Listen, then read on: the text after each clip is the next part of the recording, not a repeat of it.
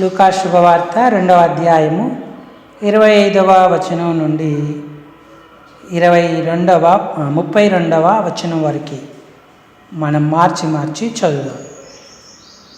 25 నుండి 32 వరకు.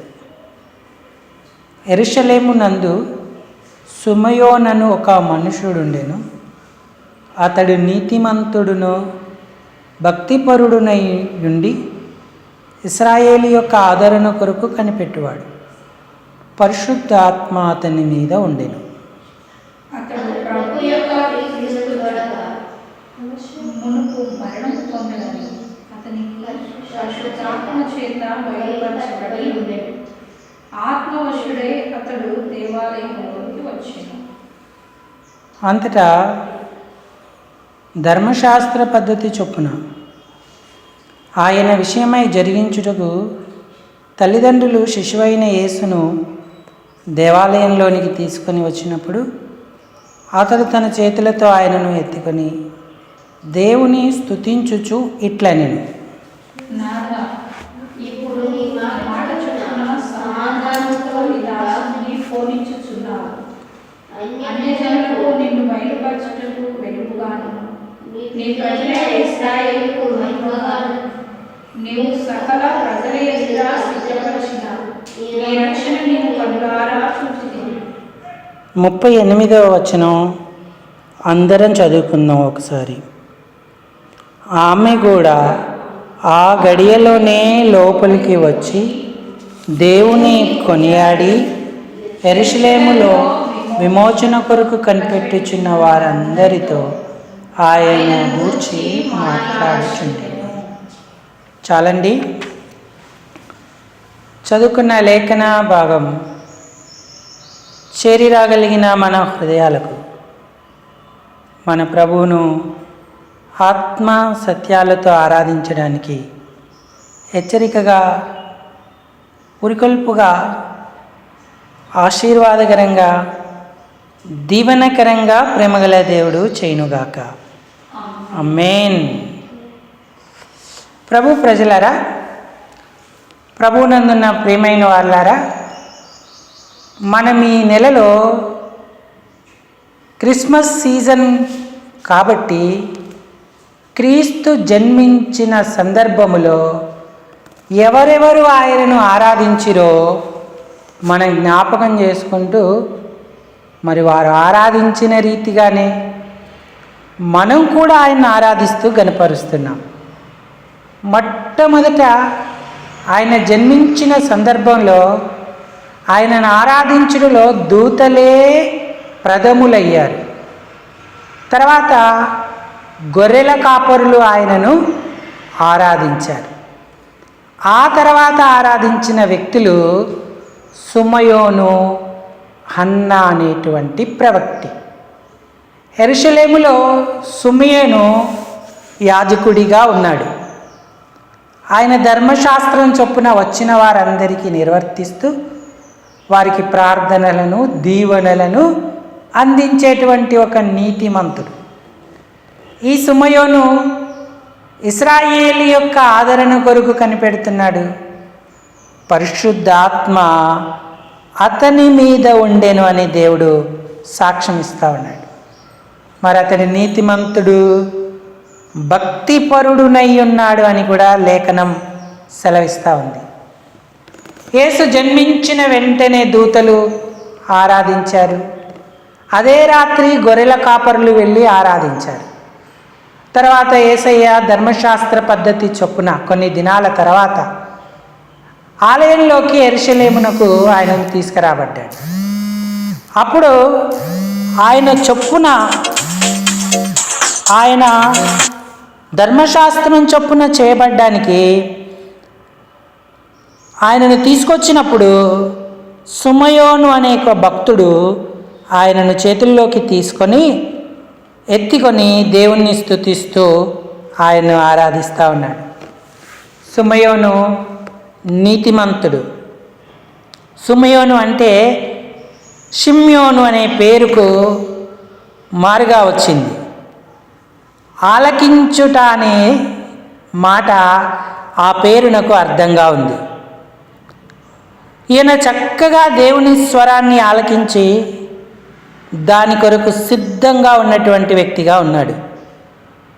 యేసు, శిశువైన యేసును ఎత్తుకునే ధన్యత సిమెయోనుకు లభించింది. ఆయన ఏమన్నాడంటే, నాదా, ఇప్పుడు నీ మాట చొప్పున సమాధానముతో నీ దాసుని పోనిచ్చుచున్నావు. ఒకసారి చరిత్రకారులు, పండితులు చెప్తూ ఉంటారు, దైవజనులు తిరిగి దాన్ని బోధిస్తూ ఉంటారు. ఆయన లేఖనాలు రాసుకుంటా ఉంటే పరిశుద్ధ ఆత్మదేవుడు ఆయనకు బయలుపరిచాడంట. ఏమని బయలుపరిచాడంటే, క్రీస్తును చూడక మునుపు నీవు మరణము కావు అని పరిశుద్ధాత్ముడు బయలుపరిచాడు. అప్పటి నుండి ఆయన ప్రభువైన క్రీస్తు కొరకు నిరీక్షిస్తూ వచ్చాడు. సరిగ్గా సమయం వచ్చింది, ఇప్పుడు ప్రభువైన క్రీస్తు ఆయన చేతిలో ఉన్నాడు. అందుకే ఆ మాట చెప్తున్నాడు, సమాధానముతో నీ దాసుని పొనిచ్చు. ఎందుకంటే ఆయన ఎదురు చూసిన ఇశ్రాయేలుకు కావలసిన ఆదరణ ఇచ్చేవాడు వచ్చాడు, ఇశ్రాయేలును విమోచించేవాడు వచ్చాడు, ఇశ్రాయేలు రక్షణకర్త వచ్చాడు అని గుర్తించి ప్రభువుని ఆయన ఆరాధిస్తూ ఉన్నాడు. ఈనాడు మనం కూడా అలాంటి అనుభవంలో ఉన్నామా? సమాధానముతో పోనిచ్చుచున్నావు అన్న మాట మనం చెప్పగలమా? క్రీస్తును అంగీకరించిన వారికి సమాధానం, ఆయనకిష్టులైన వారికి సమాధానం. దూతలు అన్నారు కదా, ఏమన్నారు? సర్వోన్నతమైన స్థలాలలో దేవునికి మహిమ, భూమి మీద ఆయనకిష్టమైన మనుషులకు సమాధానం అన్నాడు. అంటే సిమెయోను దేవునికి ఇష్టమైన మనుష్యుడు, అందుకే ఆయన సమాధానం పొందాడు.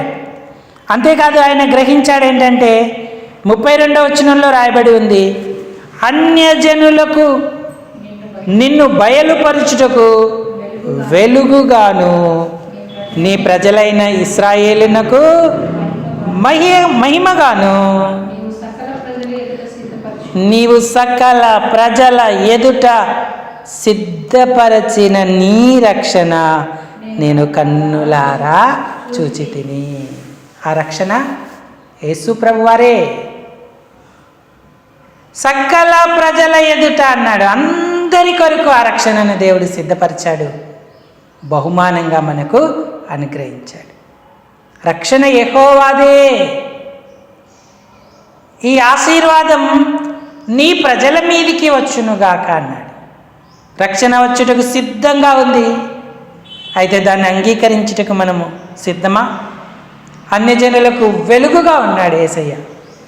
మొట్టమొదట రక్షణగా ఉన్నాడు, రెండవది వెలుగుగా ఉన్నాడు, మూడవది మహిమగా ఉన్నాడు. ఇశ్రాయేలుకే కాదు, ఆత్మీయ ఇశ్రాయేలీలమైన మనందరికి కూడా, రక్షించబడిన వారికి ఆయన మహిమగా ఉంటా ఉన్నాడు. చీకట్లో కూర్చున్న ప్రజలు గొప్ప వెలుగు చూచిరి అన్నాడు.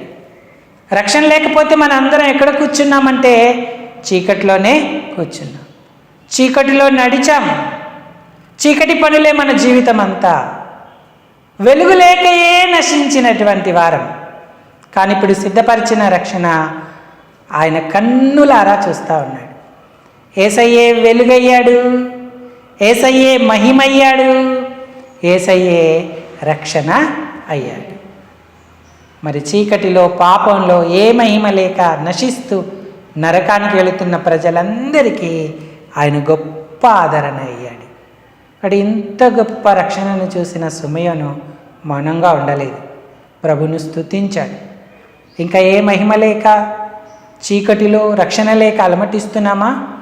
మరి ఇదే అనుకూలమైన సమయం. సిమెయోను చూసినట్టుగా ఆ బాలయేసు లేదా శిశువైన యేసును, క్రీస్తును, మెస్సియాను చూస్తే మనం ఎంత ధన్యులం అవుతాం. పాపం ఒప్పుకొని ప్రభువును అంగీకరిస్తే ఈ రక్షణ భాగ్యం మనకు లభిస్తూ ఉంది. ఆయన మనకు వెలుగయ్యాడు, మనకు రక్షణ అయ్యాడు, మనకు మహిమ అయ్యాడు. భక్తుడు అన్నాడు కదా, యెహోవా నాకు వెలుగాయే, యెహోవాయే నాకు రక్షణ అయ్యే అన్నాడు. మన మహిమ బలం ఆయన అయి ఉన్నాడు. కాబట్టి రక్షణ పొందకపోతే ప్రభువైన యేసుక్రీస్తుని సొంత రక్షకుడిగా అంగీకరించు. సర్వప్రపంచమంతటా ఆయన జన్మ ఎందుకు జరిగిందో ఉద్దేశించి అనేకులు సత్యాన్ని ప్రకటిస్తూ ఉన్నారు. పాపులమైన మానవులకు పాప పరిహార్థమై తన ప్రాణాన్ని పెట్టుటకే దేవుడు నరావతారిగా ఈ లోకానికి వచ్చాడు. నిన్ను విమోచించి నీకు వెలుగుగా, నీకు రక్షణగా ఉండడానికి ఈ లోకానికి వచ్చాడు. నేను పాపిని ప్రభువుని ఒప్పుకుంటే చాలు, ఎంతో ధన్యులమవుతాం. మరి దేవదూతలు, అలాగనే గొర్రెల కాపరులు, ఇప్పుడు సుమయోను కూడా ఆయన ఆరాధిస్తూ గణపరుస్తూ ఉన్నాడు. తల్లిదండ్రులు ఆశ్చర్యపడ్డారు. అదే సమయంలో అన్న అనే ఒక ప్రవక్తి కూడా అక్కడ ఉంది యెరూషలేములో. ఆమె లోపలికి వచ్చి దేవుని కొనియాడి అని రాయబడి ఉంది. ఆమె కూడా ప్రభువును ఆరాధించింది. యెరూషలేములో విమోచన కొరకు కనిపెడుతున్న వారందరితో ఆయనను గురించి మాటలాడుచుండేను అన్నాడు. యెరూషలేములో ఉన్న వీరు ప్రభువును ఆరాధిస్తూ గణపరుస్తూ ఉన్నారు. అనేకులు ఉన్నారు, కానీ అందరికీ ఆరాధన తెలియదు. అందరూ క్రీస్తుని చూడలేకపోయారు. వారి ఉత్సవాలు, వారి పండుగలు, వారి వారి కార్యకలాపాలలో వారు నిమగ్నమై వారికి ఇష్టమైనట్టుగా వారు జీవిస్తున్నారు. కానీ నిజమైన క్రీస్తుని చూసి యెరూషలేములో ఆనందముతో ఆయన ఆరాధించిన వారిలో వీరున్నారు. క్రీస్తు ఎక్కడ పుట్టాడో తెలుసుకొని జ్ఞానులు వచ్చినప్పుడు యెరూషలేములో ఉన్న హేరోదు రాజును క్రీస్తు ఎక్కడ పుట్టాడు అని అడిగితే అక్కడ దేవుని వాక్యం ఏం చెప్తుందంటే, యెరూషలేము వారును అతనితో ఉన్నవారందరూ కలవరపడిరి అని రాయబడి ఉంది. సమాధాన వార్త వాళ్ళకెందుకు కలవరం? మహా హేరోదు కలవరపడ్డాడు, అతనితో ఉన్నవారందరూ కూడా కలవరపడ్డారు. అంటే వాళ్ళు దేవునికి ఇష్టలుగా లేరు. కలవరపడి ఏం చేయాలా అనేసి ప్లాన్లు, ఇతరమైన ప్రణాళికలు రచించారు. అయితే దేవునికి ఇష్టమైన మనుషుడు సుమయోనుకు సమాధానం కలిగింది. ఇష్టురాలైన హన్నాకు కూడా సమాధానము కలిగింది. అందుకే వారు పరవశించి ప్రభువును ఆరాధించారయ్యా, నీవు రక్షణ, నీవే వెలుగు, నీవే మహిమయ్యి ఉన్నావు ప్రభు అని ఆయన ఆరాధిస్తూ గణపరిచారు. ఈనాడు దేవుని ఇంటికి వచ్చిన సహోదరుడా, క్రీస్తు జన్మించాడన్న వార్త నీకు సమాధానమా లేక కలవరమా? నీకు కలవరమైతే నువ్వు ఇంకా దేవునికి ఇష్టం అవ్వలేదని అర్థం. ఒకవేళ సమాధానం అయితే నువ్వు పాపాలు కొన్ని రక్షణ పొందిన గుంపులో ఉన్నావు. ఆయనకు నువ్వు ఇష్టడవు, ఇష్టరాలువై ఉన్నావు. అలాగైతే ఆయన వెలుగును, మహిమను, రక్షణను మనకిచ్చిన ప్రభువును ఆరాధించకుండా మౌనంగా వెళ్ళిపోదామా?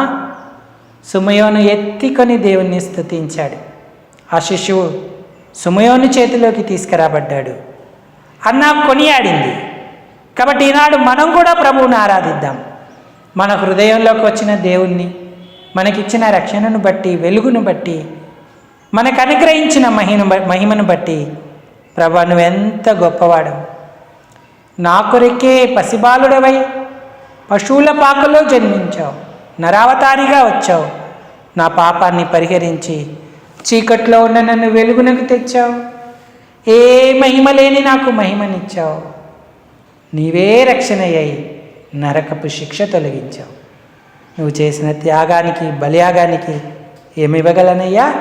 ఈ నా విరిగి నలిగిన హృదయంతో ఇదిగో నా పితరులైన సుమయోను వలెను, అన్నా వలెను సమాధానముతో నేను స్తుతిస్తున్నానంటూ ఈ కొద్ది తలంపులతో మనం ప్రభువును ఆరాధన చేద్దాం. ఈ తలంపులను దేవుడు దీవించును గాక. అందరూ తలలు వంచి కళ్ళు మూసుకోండి. మనం ఆరాధనలోకి ప్రవేశిద్దాం. ఒకరి తర్వాత ఒకరు ఆరాధించండి.